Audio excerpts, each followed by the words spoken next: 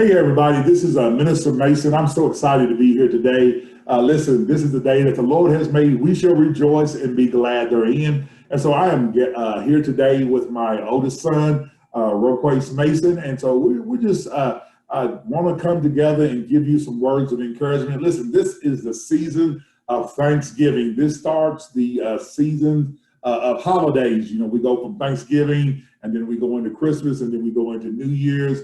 And so Thanksgiving is a way for us to start to have a certain mindset. And so you heard me preach on Sunday that giving thanks is what Thanksgiving is about. And so we just want to talk about that today a little bit with my son. And so once again, this is Roquace. And so I'm just going to ask him a few questions and he's going to talk to you about how he wants to ask a question. Number one is, how would you define the word Thanksgiving?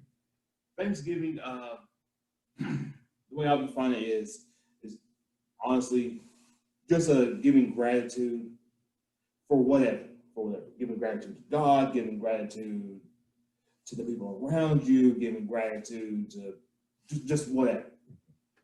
Okay, so giving gratitude or the act of saying thank you, and he said giving thanks to God, and I think it is one of the most important things that we need to learn how to do is we need to learn how to say thank you. Listen, you might not be where you want to be, you might not be who you want to be, but guess what? You're better than what you used to be. Isn't that good news? That is a good news. And so we ought to give God thank you because God has brought us a mighty, mighty long way. And then he says something important that I don't think that we do enough. I know I can say personally, I don't do it enough. It's just telling other folks, thank you.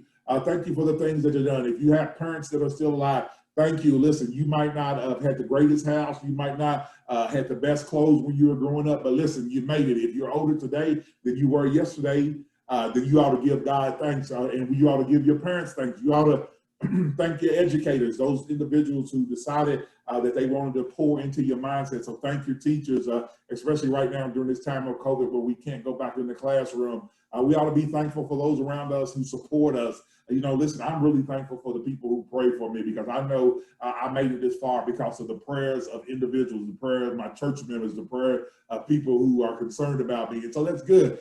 So giving gratitude to God and the people around us. And so when you think about Thanksgiving and the ideal of giving gratitude, what is one of the most important things that helps keep you grateful? How do you stay grateful? That's a good question.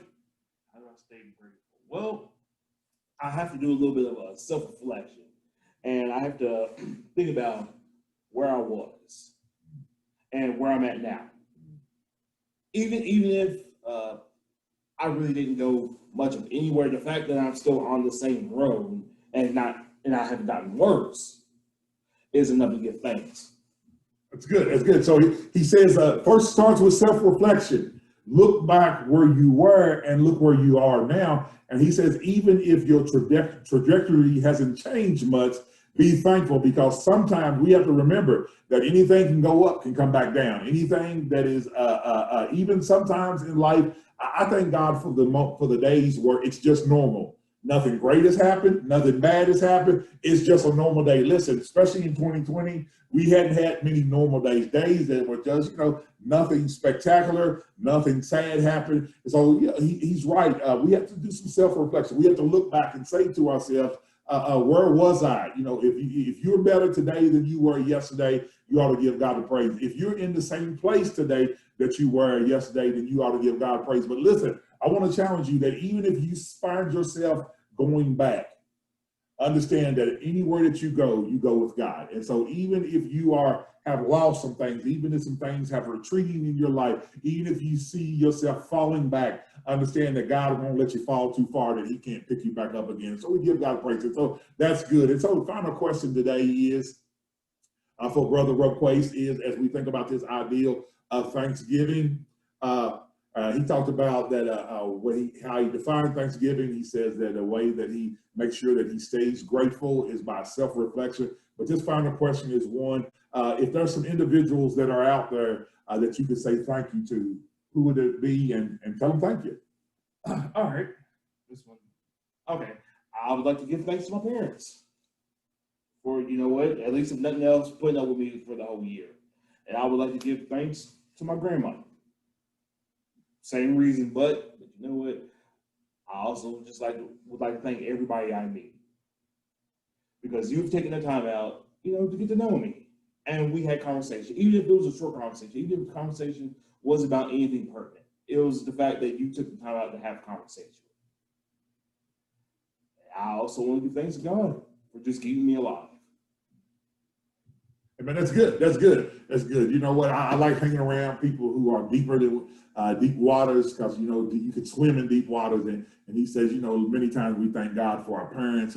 But I love that he said, I want to thank God for the people who just took time to have a conversation with me. Do you not know how important that is in our day and age? Do you not know how important that is in 2020? Just to stop in the hustle and the bustle and just to say hello and how are you doing, and really want to listen to how they're doing. Whether it might be longer than what you want to, but appreciative of that. And then we always got to thank God, giving, as the old folks would say, giving honor and praise to the God who's the head of my life. Without him, I would be like a ship without a sail. It is such a reality that we just need to say thank you. And so listen, here's our challenge for myself and from my son, Roquace, is be thankful. Sit down and do what the song said. There's a song that we sing in church, count your blessing, name them one by one, and see what God does. And so I want to challenge you. Here's your challenge. Here's your challenge. Here's your challenge from me to you, from us to you, is that get out a piece of paper. It doesn't even have to be a new piece of paper, but get out a piece of paper and find 10 things to give thanks for. 10 things, 10 things. I'm pretty sure you could do it real easy. 10 things, but I think sometimes we struggle to give thanks because we are so caught up in what we don't have that we miss out on what we do have. And one of the things that I found is that nobody wants to bless an ungrateful person. If I give you something and you don't receive it in a spirit of gratitude and a spirit of thankfulness, excuse me, maybe the next time I won't send it your way. So listen, this is our opportunity to say thank you, thank you, thank you. Thank you to God. Thank you to our people, to our parents. Thank you for just being alive. There's so much to be thankful for. So listen, Pastor Mason, Minister Mason, Mr. Two Churches himself, and this is my dude, my son, my ride or die, Roquace Mason. God bless you. God bless you. And may his peace be upon you.